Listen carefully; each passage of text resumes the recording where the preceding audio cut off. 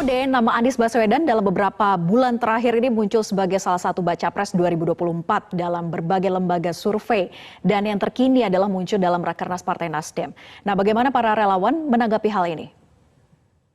Ya, yang pertama tentu kami sebagai relawan sangat mengapresiasi ini, bersyukur atas masuknya Bapak Anies Rashid Baswedan sebagai bacalek di Partai Nasdem. Ya, kita syukuri, kita apresiasi langkah-langkah yang telah dilakukan oleh Partai Nasdem. Namun kemudian sebagai ya relawan kami menyampaikan ya untuk tidak GR dulu lah kan gitu ya, untuk tidak terlalu artinya menyampaikan bahwa ini perjuangan belum berakhir, upaya belum berakhir. Kalau kita belajar dari pengalaman kita di pemilu-pemilu sebelumnya bahwa akan clear pencapresan, pasangan capres, kemudian dukungan partai dalam hal ini. Postur koalisi itu biasanya di saat jelang-jelang pendaftaran pemilu. Tahapan pemilu saja kan belum dimulai. Ya, jadi kita tunggu waktu yang tepat itu. Dalam bahasa Bang Surya tadi, kita tunggu hari baik lah. Seperti itu, Mbak. Dalam aturan konstitusi kita bahwa untuk bisa diusung sebagai peserta dalam pemilu harus melewati 20%. Dan kalau hanya Nasdem saja itu belum cukup, ya tentu ini harus dilakukan komunikasi politik lebih lanjut oleh partai-partai sebenarnya, karena di Indonesia ya untuk mencalonkan sebagai calon presiden, calon wakil presiden itu hanya boleh dilakukan oleh partai, dan kami sebagai relawan mendukung upaya-upaya yang dilakukan oleh partai, mendukung partai untuk melakukan proses penyeleksian calon-calon terbaik dari pemimpin bangsa ini. Ya, oke, jadi sejauh ini sebetulnya relawan sudah mulai bekerjakah Pak Laude? Sudah mulai bekerjakah untuk? Ya, komunikasi kami ke daerah-daerah, ke masyarakat, ya sudah dimulai jauh sebelum ini, ya jauh sebelum proses Partai Nasdem. Pun silaturahmi dengan berbagai komponen bangsa. Apakah itu partai, organisasi sosial kemasyarakatan, relawan-relawan kami melakukan itu, baik di tingkat provinsi, di tingkat kabupaten kota. Di atas itu memang apa yang terjadi di Nasdem yang mengusulkan, mengemukakan nama jauh lebih awal, ini juga harus kita apresiasi. Sebuah pembelajaran penting dalam proses demokrasi kita. Di Presiden, kalau di waktu-waktu atau di detik-detik terakhir, ya masyarakat tidak punya waktu yang cukup banyak untuk melakukan penelusuran calon pimpinannya. Ya kalau masih lama seperti ini, kita masih punya waktu 2 tahun, itu adalah pembelajaran yang baik bagi masyarakat untuk melakukan penelusuran, menelisik rekam jejak dari calon pemimpinnya.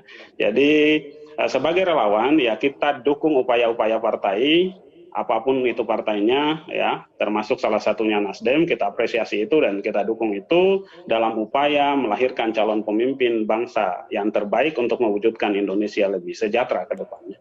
Saya sebagai koordinator relawan tidak terlalu merasa penting itu, karena yang terpenting adalah bagaimana kami memberikan waktu kepada Pak Anies untuk konsentrasi ya dalam menyelesaikan tugas dan tanggung jawab beliau sebagai Gubernur DKI Jakarta, untuk konsentrasi dalam kerja-kerja pemenuhan janji kampanye beliau.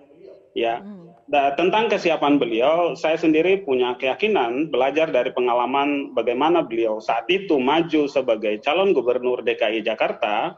Saya rasa berkat permintaan, dukungan, permohonan dari banyak masyarakat, insya Allah beliau akan siap. Saya berada pada keyakinan yang seperti itu.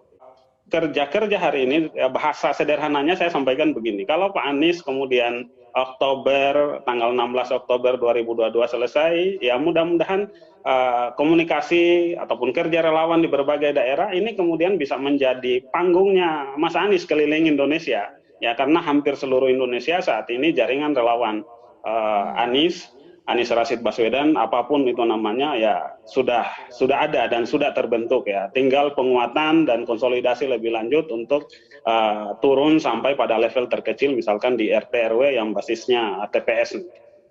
Seluruh Indonesia, bahkan kalau saya di DKI Jakarta, khususnya relawan yang saya pimpin, Jakarta itu sudah tidak menjadi konsentrasi saya, walaupun itu juga sangat penting ya. Saya sampaikan sudah Jakarta karena tempat kita tinggal, Mas Anies juga sudah memperoleh angka 57% ketika pemilu di DKI.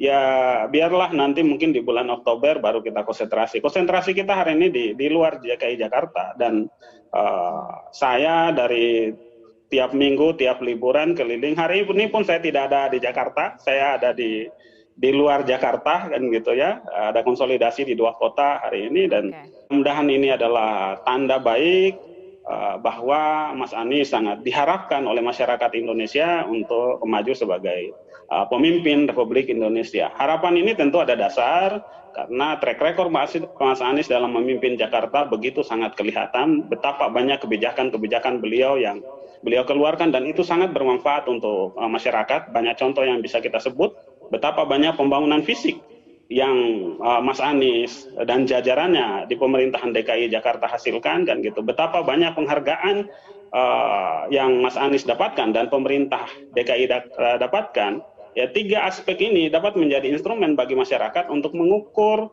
bagaimana pemimpin kita ke depan. Diukur dari bagaimana kebijakan yang dirasakan dan bermanfaat oleh masyarakat, diukur dari bagaimana pembangunan fisik yang dihasilkan, diukur dari bagaimana penghargaan-penghargaan dari lembaga kredibel tentang karya-karya beliau.